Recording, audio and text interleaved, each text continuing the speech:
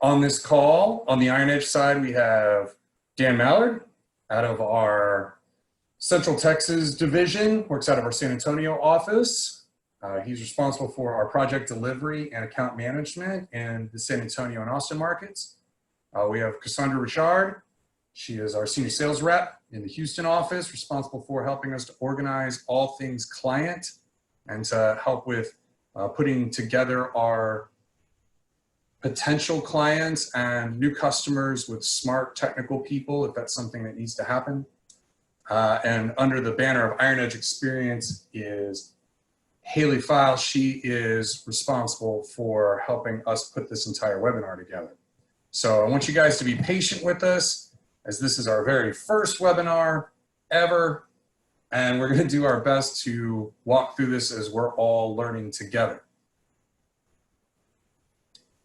Little housekeeping on the front side of this. One of the things that I was told by multiple partners as they got our message to have this is they thought it was really funny that we were having a guide to working with Microsoft Teams on a Zoom webinar. Yes, that is absolutely accurate. What we wanted to make sure of is that we could show you guys how some of the functionality in the Teams interface worked, so I can move the Teams interface over and play with it a little bit in front of the share. And so we just didn't have enough time to try to figure out how to do that with the Teams live stream. So we were going to use Zoom on this one and see how it works out. More housekeeping, we'll do a Q&A at the end. So there's an opportunity for you guys to put questions forward to the team. If you put those in queue, we'll get to them at the end. This is not a technical configuration of the team systems in Office 365 webinar. This is how to optimize your remote workspace. This is how to use Teams more effectively. This is geared towards employees and managers looking to try to use the product more effectively.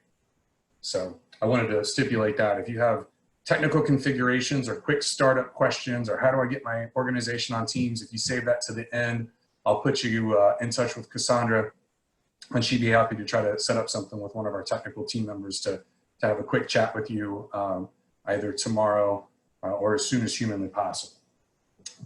So in the essence of getting things moving forward and trying to keep us on track, I'm going to go ahead and get started. So Microsoft Teams has been out for a little while and has been fairly adopted by a lot of organizations. And what we found is that most of the organizations that are using Teams, and to be honest, including our own, even though we're a Microsoft Gold partner, we have Microsoft trainers on staff, we really haven't dove into Teams. So our company out of the Houston market has had to use either Skype for Business or our remote access systems for our client support or chat in some function for many, many years because of different floods or because of, let's say, Hurricane Harvey, when we were kind of kicked out of our office for 2 weeks. So we've really made an effort to be remote. And when we've been remote, it's been for a few days, for a week. You know, even during Harvey, as remote as we were, we still knew that there was an end in sight, that there was a time where, you know, we could all just kind of hop on a conference call and figure things out. So this has really put our understanding of how remote tools work to the test and trying to figure out how to better focus them and get more productivity out of the time that we spend with our teams remotely.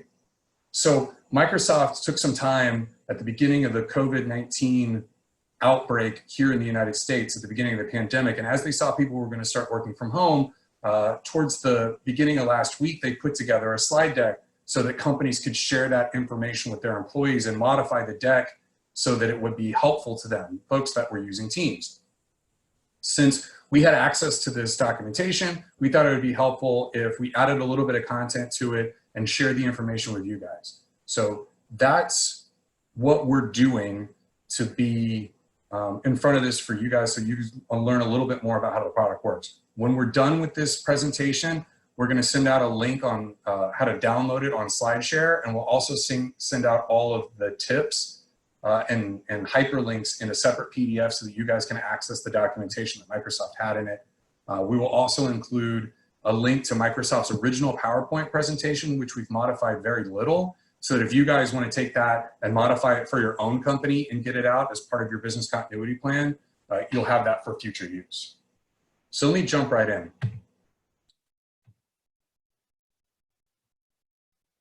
Microsoft's recognized that working from home is new and can be difficult. So the guide is built as a collection of resources and guidance and tips on how to stay engaged and productive, as well as stay healthy, both physically and mentally. So as you can see there, where it says this guide, that is a hyperlink. Again, we will provide the hyperlinks to you guys in a separate document. It's for you and your organizations to set up your workspace, stay connected, and manage your time and well-being. And one of the things that I want to focus on a little bit, because it happened to me when I first started working from home, is kind of starting from the beginning, which a lot of people forget, right? Starting with setting up your workplace, how to stay connected, and how to manage your time and well-being. That's what we're going to focus on today. And to start with setting up your workplace, we want to talk about the physical and virtual workspace, because a lot of the times the physical workspace gets forgotten about. People don't realize how important it is to have a space of your own. So one of the things that happened to me when I was working from home, even though I feel like I'm a pro at doing it because we do drills on a regular basis, when anything gets done, I'll hold myself up. I do it at my kitchen table because it's usually a temporary situation. So I was spending the first few days of our work from home working at my table. And what I found was, between our dogs and my kids and my wife and the dishwasher and anything else that was a distraction to me, the television in that area, as I could look into the living room and see things going on, I wasn't being nearly as productive as I needed to be. So what I think was really important for me to really buckle down and realize that in an elongated work from home situation, the best thing that I needed to do was sit down and create a safe and secure workspace, right? A place where I wasn't stuck necessarily like in a closet, or I wasn't using an old fold-up chair. Like, I knew I was going to be in this place for a while. I was fortunate that I had an extra room in my house that wasn't really being utilized, so I was able to throw together a desk out of some old wood and stuff that I had. I was able to find a comfortable chair that I could move in there, and I'm able to close the door and make sure that when I go to work, I'm actually at work.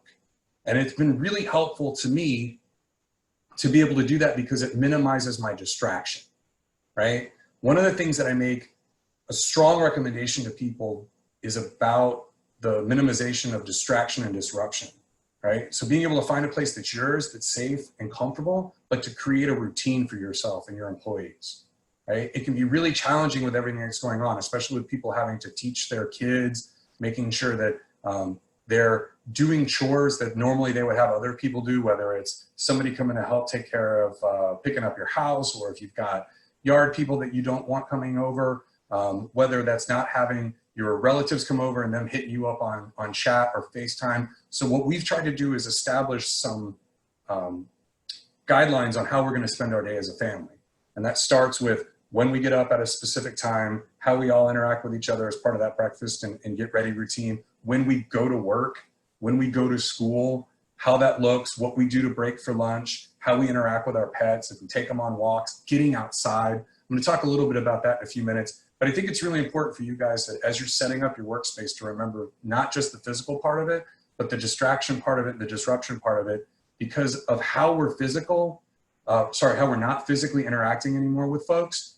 I found the first week or so, it was incredibly difficult for me to allow myself to not get disrupted by the constant information that I was being bombarded with on television, from my wife, from my kids, from people on IM, from people that are hitting me up on Teams, from emails that are coming in.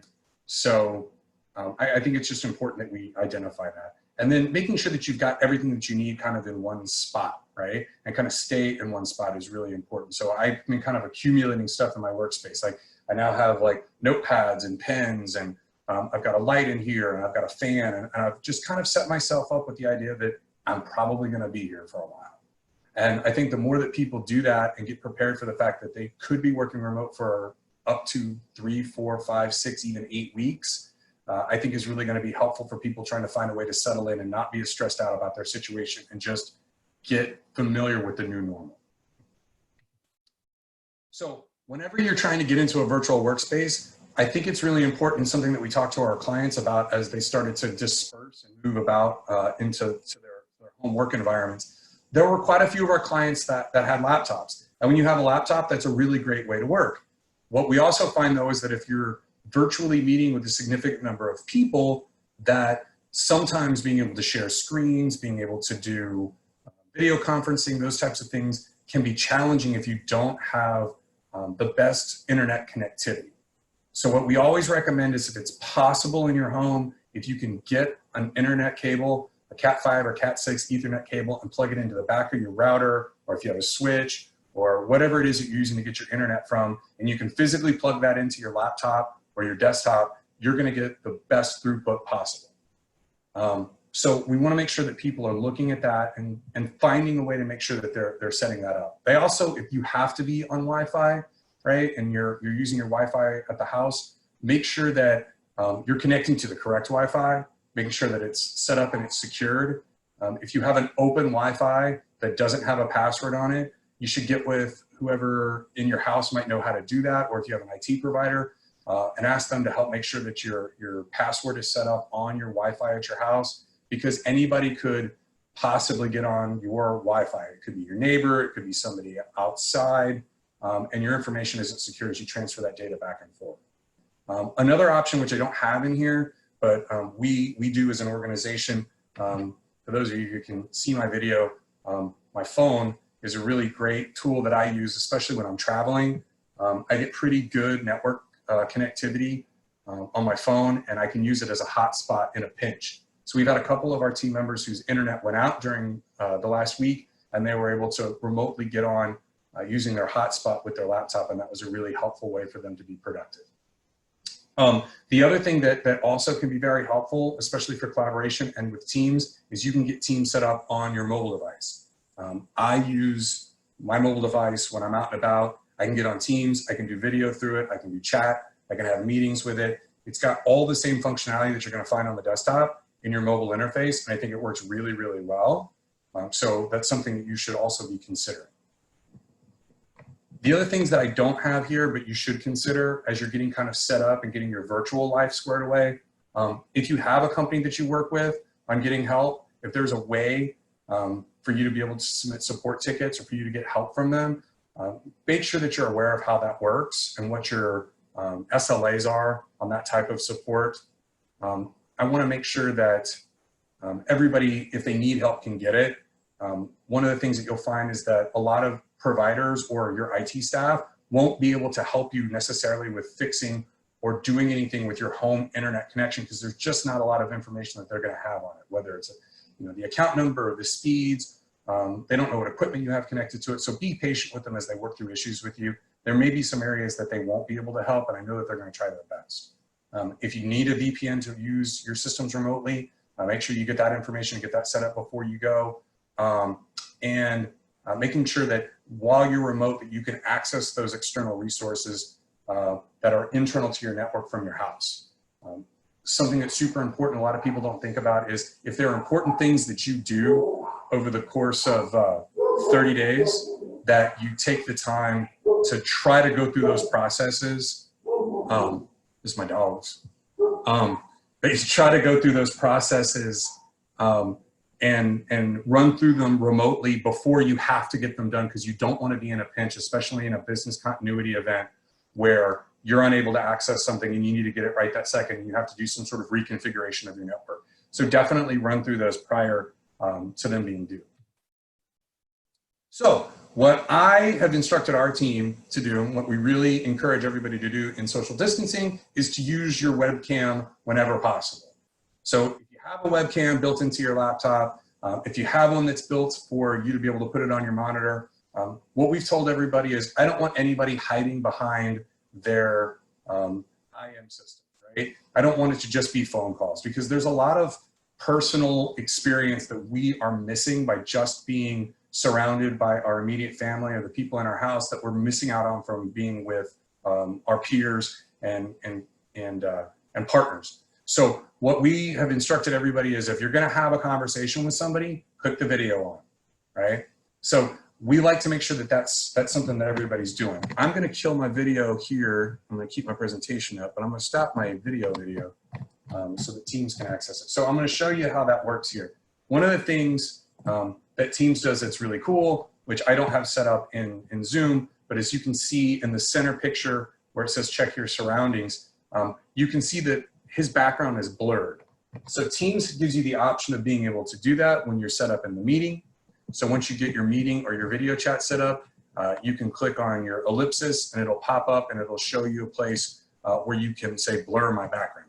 But if you want to see what's in your view prior to getting started, inside of Teams, you can go to settings, and then you can go to devices. And then as you can see, I'm right here, and you can start to line up your shot, right? How you're going to be in it, where you're going to be, what's behind you, right? And you can blur out the stuff that's behind you, which is a really important thing to be able to do so that you kind of know what's what before you get started with your meeting. So I'd strongly recommend you set that up. Also, just make sure that you got your audio stuff set up properly, right? So that it's not weird where you don't have a bunch of, like, I know that sometimes it's happened where somebody thought they were using the default microphone, but it turns out it was the microphone that was in the laptop versus the microphone that they have set up, let's say through their webcam. So definitely check these first so that you make sure that you can create the most enjoyable experience for the people that you're working with and it's not weird and muffled. So that's an important thing that you should be looking at whenever you're doing it. And make sure that you've got your face lined up, as you can see in the camera framing area, kind of mid-level. A lot of us have that set up that way. It just helps people to be able to see who you are, make eye contact with you, and look. So tips on staying connected to each other. First and foremost, what I'd recommend is we've, again, included some information here on how to get to some free resources. Bigger Brains is an online training company, and they have made their Microsoft Teams YouTube channel available for free. And there's a lot of really good training on it. So we've actually had our team going through, and they're starting to review that training online. The videos will go through all aspects of Teams, how to set things up, how to get started on them. It's really, really helpful and useful. And we've told our guys, listen, if you've got some downtime, take a few minutes each day and do 15 or 20 minutes worth of Teams training so that you can get smart on this sort of thing. Additionally, Microsoft not only has free Teams training available on their YouTube channel for Teams, but they also have documentation that you can download, like white papers and information on configs and basically just how to get smart on it. And then if you have time and you're the organization that wants to do something like this, we used to have these things called magic hours in our office. There were times where we would take one of our technicians and he would go into one of our conference rooms and our technician would literally be there for an hour. And let's say they would want to talk specifically about the best way to provision a new server in Azure, or the best way to clean a computer of a virus using Malwarebytes. They would have a specific topic that they would sit there and they would go over with everybody. And so people could kind of come and go and they would just stay in there all day and there would be an open forum that they can answer questions and go through demos. So I would recommend you guys also try to set up some magic hours. If you have people that are really good at Teams or collaboration software or things that they're doing great that you notice in a meeting or that they volunteered to get smart on, then have them set up a 30 minutes or an hour where they're just hanging out in the channel in a live room waiting for anybody who wants to join, and they can just answer questions, right? How do you do this? How do you do that? And be available to them so that they can demo the features and functionalities to get everybody smart on your product. I can tell you straight that in the last week of using this product, we've actually learned some stuff about it that we didn't know existed, which is really, really cool. Ways to stay connected. I would recommend that you guys as employees and as staff are communicating frequently.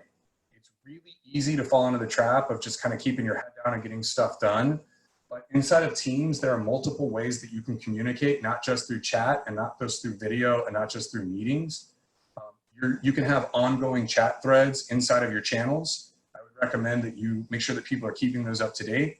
If you're a manager, I know that there's a lot going on, but I would recommend that if you're seeing folks on your threads that are frequently communicating and maybe folks that aren't or haven't communicated in a while and you haven't heard from them in a day or two, take the time to reach out to them and ask what they're up to and check on them. start a video chat with them, make sure they're in a good place because it's a weird time and you want to make sure everybody on your team is mentally prepared for not only work, but what's going on with them from a personal standpoint. Something that you can do that I've seen a lot of companies do is they make space for fun, right? They create a Teams channel that's dedicated to nothing but just fun stuff.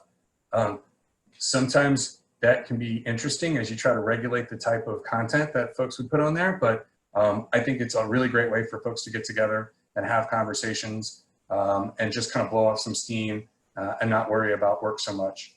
And then virtual water coolers. I know on a daily basis, I'll just create a couple of quick meetings with folks that I would like literally have personal conversations with. It wasn't work related. We would just catch up and I would start the video and we would chat. One of the things that we're going to start doing in the next week or so is we're going to have virtual happy hours. Apparently this is like a thing. So we're going to learn how to do it. And we're going to get everybody together. And, you know, if you want a root beer, if you want to bring a beer, if you want to do whatever for an hour, we're all going to get together and just communicate. We did this kind of not in the same way, but last week with an all hands meeting. We had 50 of our staff all on the meeting at the same time. People were able to ask questions. There was some good natured ribbing. It actually felt really good just because it felt normal again for a little while. So those are important things that you should be doing, but you should set these sort of things up both for personal and business use. The communication in the channels is really important because there are times where people are going to be communicating with one another and making decisions about maybe a change in a process or something that normally that you would get a pop in on. If they have that information in those channels, you can always go back and review those conversations later. It makes for a really easy way to stay connected on a specific topic over a long period of time and see how your communication evolves. So other things that you need to know about Teams, which is really cool, is the ability for you to share your screens, for your ability to share your content. If you haven't been using the ability to share screens in Teams, you should be. One of the things that we've started to integrate with our sharing of screens in Team so we can show how we're working on documentation is we've really focused a lot more on using the SharePoint functionality that we have in Office 365. Previously, we would keep a lot of our documentation in our file servers. And as we've been migrating that over in the last couple of years, all to SharePoint, what we found is the ability to collaborate within SharePoint and make changes to documentation as we go and share that in Teams has been incredible. So you can do a lot with being able to brainstorm. One of the things that I found in Teams, which I thought was fascinating, is there's an ability to whiteboard in Teams, which I did not know existed. So I tested the functionality, and what I found, which is an important tip, is there's a really big difference between being able to chat with somebody and actually creating a meeting with somebody. So chatting with somebody will give you the ability of creating a video or a phone call or just a back and forth where you can share information or share your screen, which is cool. But if you go into your calendar and you actually go to Meet Now or create a meeting, wherever that might be, once you do that, it actually opens up functionality that you don't have in a regular video chat, which I did not know.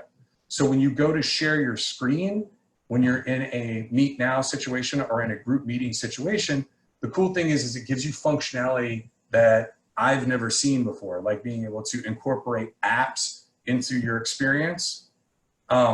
And so I think it's really cool that we were able to, just a little while ago, open up a whiteboard that not only I could draw on, but the other people in my meeting could draw on. So we could start getting more collaborative like we used to when we were back in our office. So it's stuff that I really recommend you check out. Again, we've got documentation with links on it to point to how to get that done, but it's really cool.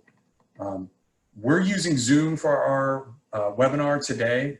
Teams also has the ability of being able to do video digital events and streaming for webinars, which I think is really awesome. So when you go to create a new meeting inside of Teams, you can click this drop down, and instead of just scheduling a meeting, you can do a live event. Live event are meant for lots and lots and lots and lots of people, not just maybe 15 or 20 that you would have in a regular meeting, but a live event is for hundreds or thousands of people, but maybe large group meetings or area or meetings where you maybe want to control how people are interacting with the presenter. The live events give you a lot of functionality that you get out of webinars. You can invite external folks, you can do it for internal people, but it's a really great way of being able to create opportunities to interact with your partners, to interact with your clients, or to build out marketing opportunities while you're stuck inside.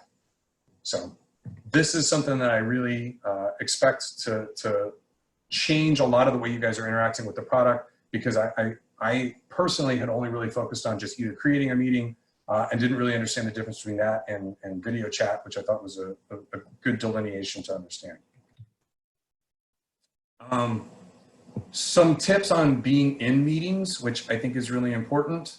One of the things that happens a lot in meetings is that, and I'm guilty of it too, I'll have stuff up on my other screens, and if something comes in that's important, I will divert my attention and look to the other screen and not be paying attention to what somebody's saying in front of me, which is kind of the same thing as looking at your phone when you're in a personal meeting, right?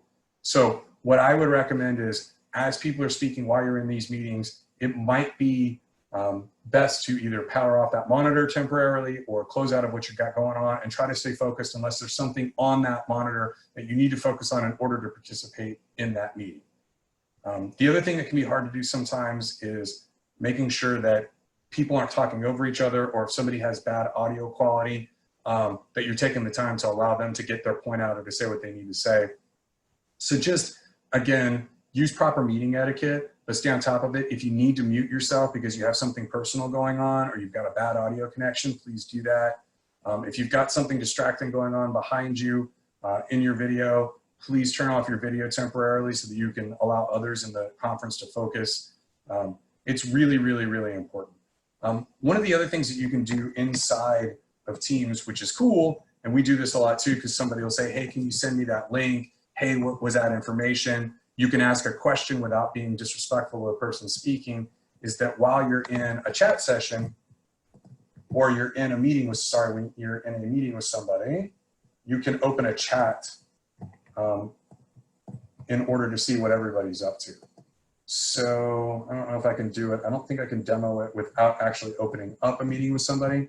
But as you can see here in the far right-hand picture of the gentleman with the glasses, there's a chat option. You'll see that little box down there has been highlighted. So while you're in a conference with somebody or a meeting, you can click on that chat button, and when that opens up, you guys can start sharing information with each other without taking away from the person that's speaking. So that's also really important. Anytime you create a meeting, which is going to be different than just a chat, there is going to be an option when you create it inside of the calendar to have a join option. So you'll see it in a channel, you'll see it in the calendar. So if the meeting's already been started, there's a lot of really good information that you can get just from being able to, and I'm going to take a screenshot of this real quick to show you guys exactly what that looks like. So I'm in my sales channel, and so I took a screenshot, and you'll see that this sales meeting starts every morning at 9 a.m. And what'll happen is right in here, you're going to have a button at 9 o'clock that says join. So if it's already scheduled and you've invited your channel to be a part of that meeting, so if you've got groups that are set up in your channels, whether that's your account managers, your sales team, your operations team, once that's been scheduled and it's set to reoccurring, or it's scheduled for a one-time and it's in the channel, anybody in that channel, anybody who's got permission to that channel can join that meeting. And they simply just have to go to the sales channel or the marketing channel, whatever channel it was, and click join, and it'll pop up, give them an option for audio and video, and allow them to jump right into the middle of the meeting, which is really, really helpful. You can also record your meetings. We've been recording a lot of our meetings, especially as we're doing knowledge transfer. Things that we used to do where we would stand behind somebody and say, hey, try this, do this. Now we're doing something where we're all getting together, 3 or 4 of us. One of us is presenting as part of that magic hour, so to speak, and we record it.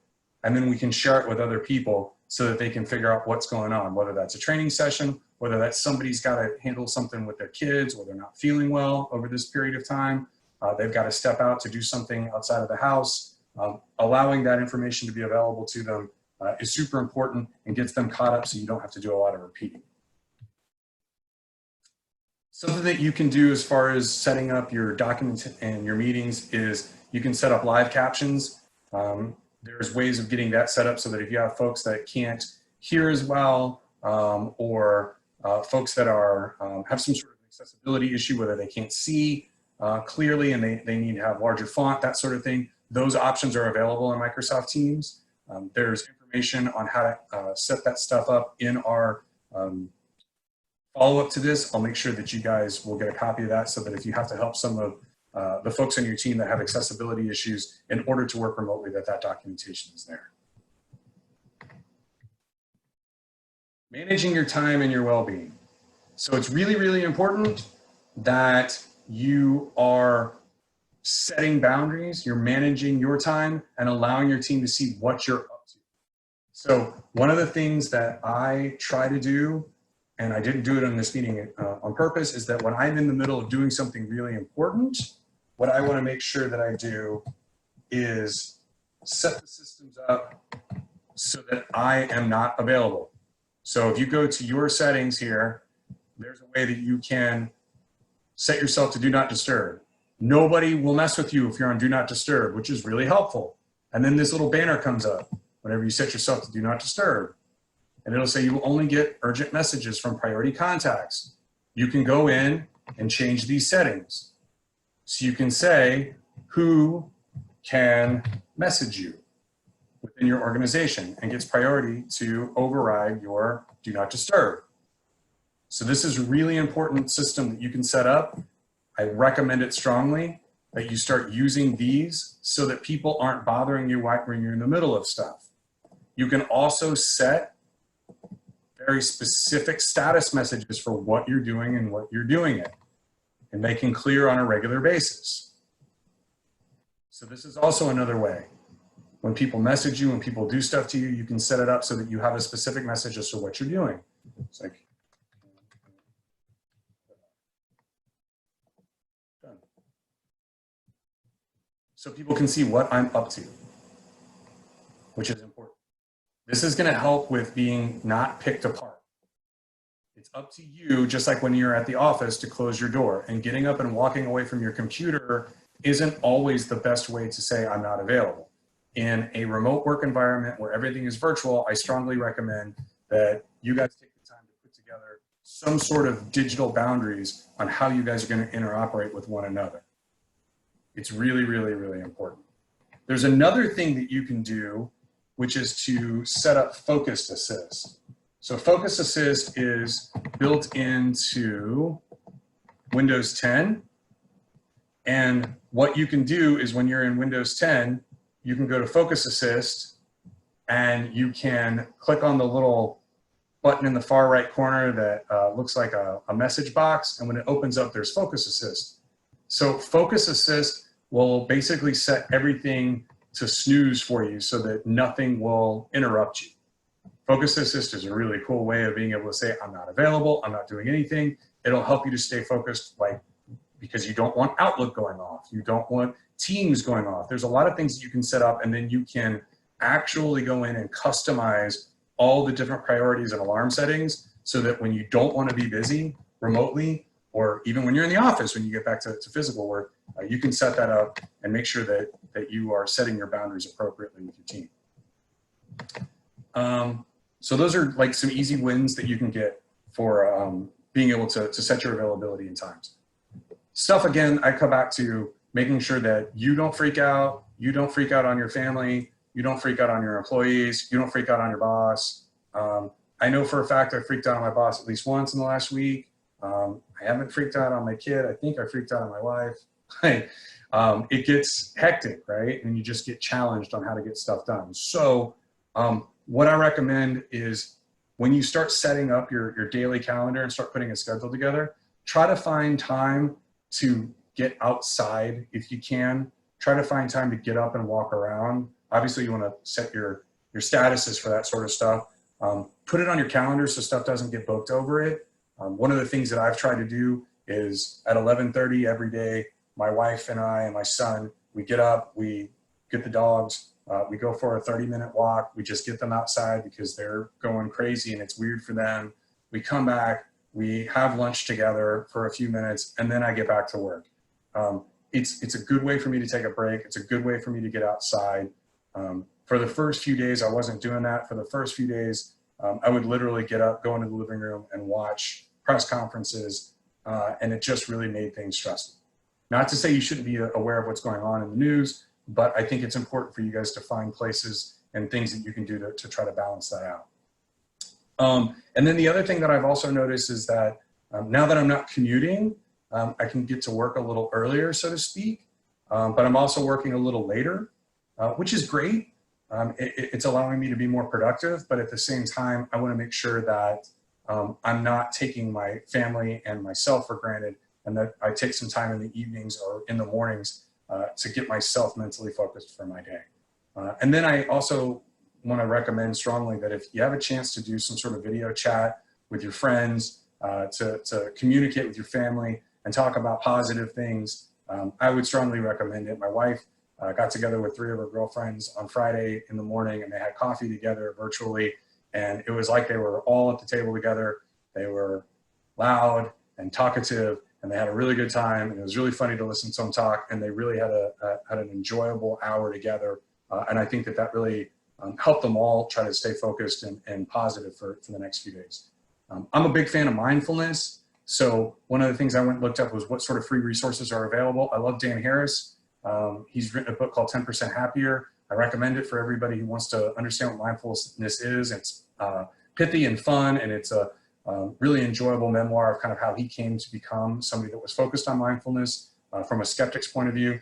But he's got free resources that are available that'll allow you to get online, not just for yourself, but if you know caregivers, if you know healthcare professionals, on just kind of how to get mindful, how to take care of yourself, and how to just kind of cope with the stress that's coming on a day-to-day basis.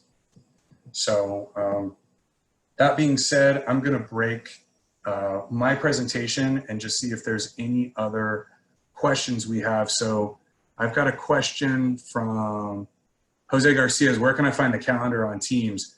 So I'll answer that real quick. The calendar on Teams is located here on the left side of the interface. That's where you'll see it. It allows you to get into it, and you can click it, and you can set this up. This should, if it's set up with Office 365, it should integrate with your Outlook calendar, so everything is contiguous. You'll see both on both systems. So that should be really helpful. See, here's my walk and lunch that my wife invited me to. So you'll see our daily sales and marketing huddle, as I talked to you guys about. When you open that up, you'll be able to see everything that's going on in the meeting. When you go into the meeting itself, there's a way to join it from the calendar, or you can join it once it started from the channel if that's what you've done. So we've set ours up to invite our channel. So once it's set up to invite the entire channel, it will automatically put that information into the channel so you can join the meetings. So I don't see any other questions, but I did want to thank you guys for participating. We will be sending out, everybody who joined the meeting today and registered, we'll be sending out links to the SlideShare for this, as well as a PDF. If you guys do have a technical question regarding how do I get Teams set up for my company, or I don't have Teams now, or what are my next steps if I want to get Teams, feel free to email sales@ironedgegroup.com. Cassandra, Haley, and Laura on our team will take that information back and respond back to you quickly to see if they can help put together a technical consulting resource so that they can answer your questions and set up a quick call with you the next day to get you guys up and running. So again, I want to thank you guys for joining us, and I appreciate your time, and I look forward to meeting with you guys again next week, as we'll be talking about ways to secure your computers and your systems while working from home. Thanks so much.